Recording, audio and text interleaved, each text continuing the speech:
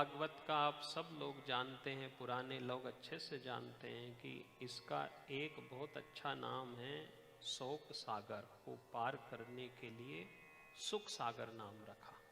सुख सागर,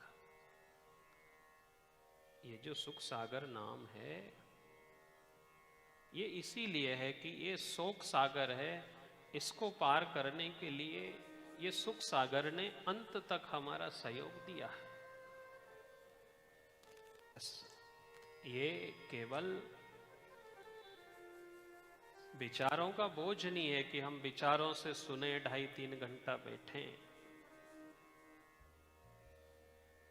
शोक सागर से दूर करने के लिए सुख सागर है। इसलिए देखो, सब जगह नाग है, सब जगह न्योला है। नाग संसार में है, सर्प जाति संसार में है, खेत में है, जंगलों में है। इससे हमें कुछ भय नहीं है। पर यदि नाग अपने आसपास आ जाए तो हम भयभीत हो जाते हैं। एक लौकिक गणित और है कि जहां न्योला रहते हैं वहां नाग भी कम आते हैं। यदि कलियुग कलिकाल नाग के समान है तो श्रीमद् भागवत कथा ने न्योले का काम किया है। सर्प हमारे पास नहीं आए इसलिए न्योला है। कलियुग हमारे पास नहीं आए इसलिए भागवत कथा है। और कब तक की है साहब? जब लग गंगा गाय गोवर्धन, जब लग गोकुल गांव गोसाई, जब लग श्रीमद् भागवत रस, तब तक कलियुग आए ही नहीं। इसलिए हम भले पाठ नहीं करें पर भागवत की पोथी हमारे घर हो, दर्शन हो, बंदन हो। कलिकाल ने धीरे धीरे हर समाज में, हर परिवार में अपना कब्जा कर लिया है। उससे बचने के लिए ही श्रीमद् भागवत की कथा है। और इसीलिए ये सब भजन है, सत्संग है। ज़्यादा से ज़्यादा इन क्लेशों को, कष्टों को काटने के लिए ही है। हम भले हमसे कुछ नहीं बन सके पर निवेदन, बंदन, प्रार्थनाएं हमारे कई जन्म के पापों को काटती है। इसीलिए ये प्रार्थनाएं हैं।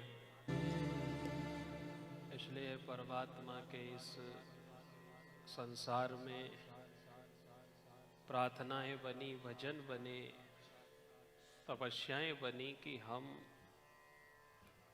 समय समय पर निवेदन करके ईश्वर की कृपा पा सके। और यही सबसे बड़ा सिद्धांत सूत्र है कि देखो,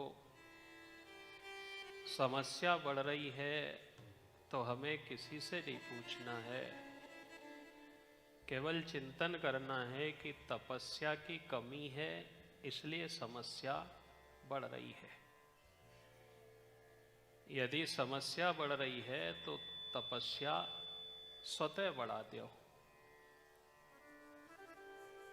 इसलिए हर चीज का अपना एक ढंग हुआ करता था। वह समय से लेकर के आज तक लिखने का ढंग है, बोलने का ढंग है, चलने का ढंग है, बात करने का ढंग है, भोजन बनाने का ढंग है। हर चीज का ढंग था। अपन लिख रहे हैं और एक पेंटर लिखता है तो उसकी लिखावट के ढंग में और अपनी लिखावट के ढंग में अंतर है। भजने का भी ढंग है।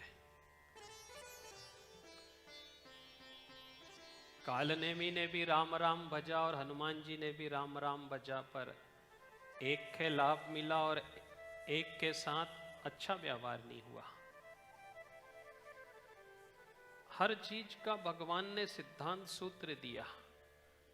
एक विद्यार्थी भी 2 और 2 4 लिखता है, एक विद्यार्थी भी पूर्व से सूर्य नारायण उदय होता है ऐसा उत्तर लिखता है, पर अंक देने वाला दोनों को अलग अलग देता है। एक ने जाकर के अपने गुरु से पूछा कि एक बात तो बताओ गुरुदेव, मैंने भी वही 2 और 2 4 लिखा, मेरे साथी ने भी वही लिखा, फिर आपने मेरे 10 दिए, इसको 15 अंक दिए। बोले इसकी राइटिंग अच्छी थी, लिखावट अच्छी थी। सही लिखने के बाद भी लिखने का ढंग है, भजने का भी ढंग है, पर जब से समाज के भीतर लोग ढंग छोड़ करके ढोंग पे आ गए, तब से अशांति बढ़ गई। जीवन जीने का ढंग था, पर हम ज्यादा से ज्यादा ढोंग पे आ गए। ऐसा नहीं करेंगे तो क्या होगा, ऐसे नहीं रहेंगे तो क्या होगा। इसलिए शास्त्र कहता है कि हमें हमारा जीवन ढोंग की बजाय ढंग से जीना चाहिए। ढंग पे यदि हम आ जाते हैं तो जीवन में आज भी सुख शांति है, आनंद है। और ढोंग जैसे जैसे बढ़ते जा रहे हैं, तैसा तैसा मान करके चलें कि जीवन भी हमारा दुखित होता जा रहा है।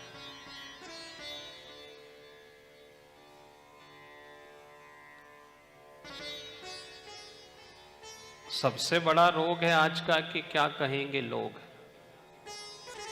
हम ऐसा नहीं करेंगे तो लोग क्या कहेंगे, ऐसा नहीं रहेंगे तो लोग क्या कहेंगे। इसलिए शास्त्रकारों ने एक ही सलाह दी है कि हम सब हमारे जीवन को ढंग से जीना चालू करें, दिखावटी और ढोंग पे नहीं जाएं। विशेष तौर से ईश्वर की भक्ति में तो बिल्कुल भी नहीं होना चाहिए। जैसा ईश्वर ने दिया है उस अमीर हैं, गरीब हैं, छोटे हैं, बड़े हैं, ये सब भगवान ने अपने जीवन में कहीं से कहीं तक नहीं देखा। इसलिए हम सोचे कि हम कुछ भी बदल लें, कपड़ा बदल लें, रंग बदल लें, घर बदल लें, वाहन बदल लें, पर स्वभाव नहीं बदला तो सब बेकार है। बदलने का विषय था स्वभाव, पर हम दूसरी चीज पे चले गए। घर बदलने से जीवन नहीं सुधरा, रंग बदलने से जीवन नहीं सुधरा। इसलिए आज के जमाने में हर घर में वास्तु दोष कम है, पर वाक्य दोष ज्यादा है। वास्तु दोष का इलाज है, पर वाक्य दोष का क्या इलाज है। हर घर में वाक्य दोष देखने को मिलता है। इसलिए जीवन ढोंग से ढंग पे आए,